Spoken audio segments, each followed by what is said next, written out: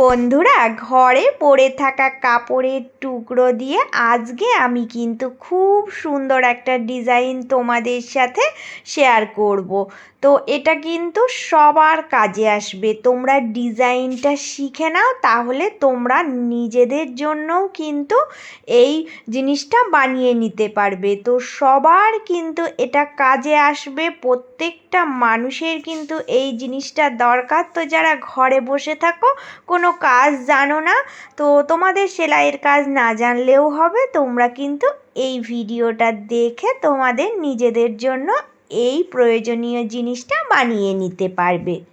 দেখো বন্ধুরা, এখানে আমি এই যে কাপড়ের একটা টুকরো নিয়েছি, তো এটা কিন্তু আমার কোনো আর কাজে লাগে না, বাড়তি এক্সট্রা একটা টুকরো পড়েছিল। তো তোমরা তোমাদের বাড়িতে পড়ে থাকা যে কোনো কাপড়ের টুকরো নিয়ে নেবে। তো দেখো, এটা আমি ভাঁজ দিয়ে নিলাম।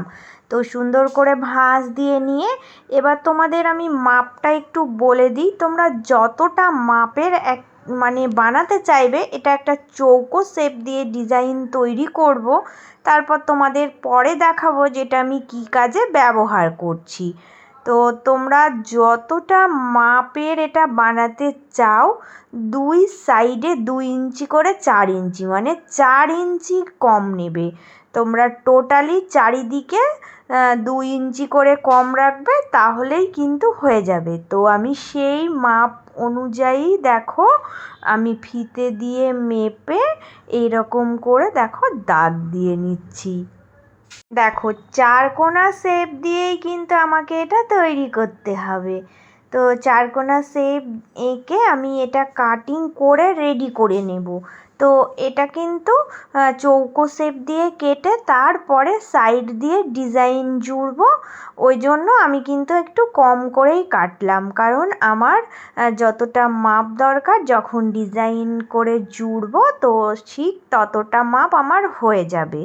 তো এখানে দেখো, আমি সুন্দর করে কাপড়টাকে কেটে রেডি করে নিলাম। তো এবার সাইডে অনেক কিন্তু টুকরো কাপড় পরে থাকবে, তো ওইগুলোই কিন্তু আজকে আমি কাজে লাগিয়ে ডিজাইনটা তৈরি করব। তো আমি এই রকম করে ডিজাইন করে কিন্তু অনেক জিনিসই বানিয়ে থাকি, সব কিছু তোমাদের সাথে শেয়ার করা হয় না। তো আজকে ভাবলাম চলো এটাই তোমাদের সাথে একটু শেয়ার করি।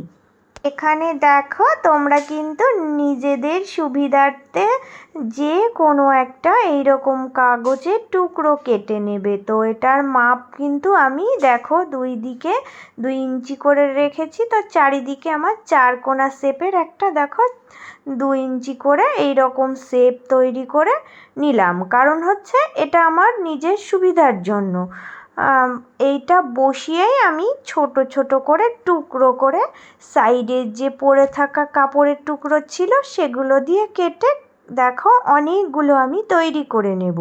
তো তোমরা বাড়িতে পড়ে থাকা পুরনো কাপড়, যে কোনো কাপড় দিয়ে এই রকম করে কালার ম্যাচিং করে কেটে নেবে। তো আমি প্রথমে দেখো এইগুলো কেটে তারপরে সাদা আমার কাছে কাপড়ের টুকরো পড়েই ছিল, তো ওই টুকরোগুলো আমার আর কোনো কাজে আসতো না, তাই আমি এই কালার দুটো মিক্স করে দেখো, দুটো যাতে আমার দেখতে ভালো লাগে, 2 রকম কালার, সেই ভেবেই আমি এই রকম শেপ দিয়ে অনেকগুলো তৈরি করে নেব।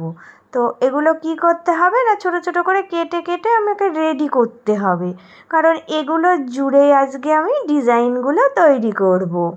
এবার দেখো, একটার সাথে একটা আমি জুড়ে নেব, নর্মাল সেলাই দিয়েই জুড়বো। তো এই যে দুটো করে জোড়ার পরে আমি এর ওপর দিয়ে একটা চাপ সেলাই দিয়ে দেব, যাতে এগুলো একটু শক্ত হয়, টানলে যাতে খুলে না যায়।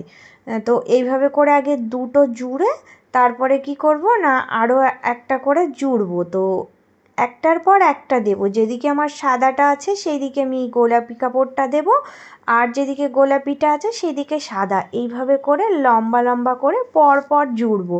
জুড়ে আমাকে অনেকগুলো কিন্তু এই রকম লম্বা লম্বা তৈরি করে নিতে হবে।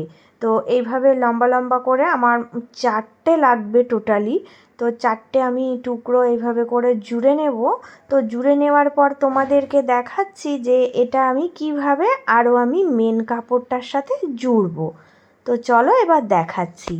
এই কাপড়টা তোমরা রাখবে, রাখার পরে এই যে টুকরোগুলো আমি জুড়ে লম্বা লম্বা তৈরি করে নিয়েছি, তো এই লম্বা টুকরোগুলো দেখো এইভাবে করে বসিয়ে নেবে। তো বসিয়ে নেওয়ার পরে তোমাদের নিজেদের সুবিধার্থের জন্য তোমরা কিন্তু কোনাকুনি এইরকম যেখানে যেটা মেলাবে তো সেটার পাশে দেখো ক্রস চিহ্ন দিয়ে নিতেও পারো, তোমাদের যেটা সুবিধা হয়।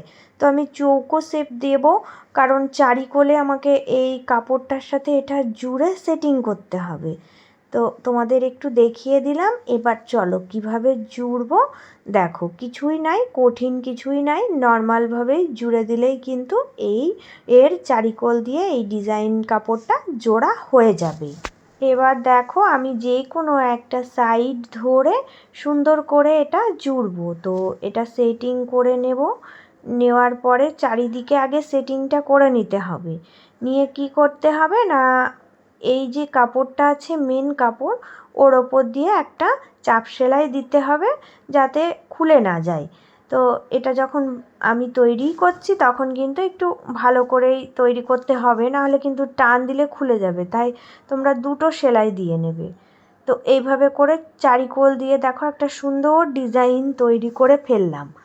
তো এরকম টুকরো কাপড় দিয়ে অনেক ডিজাইনই বানানো যায়। আজকে আমি তোমাদের সাথে এটা শেয়ার করলাম, আরও অনেক কিছুই আমি বানিয়েছি, সেগুলো শেয়ার করা হয়ে ওঠেনি। তো এবার চলো এটা কি করব দেখো।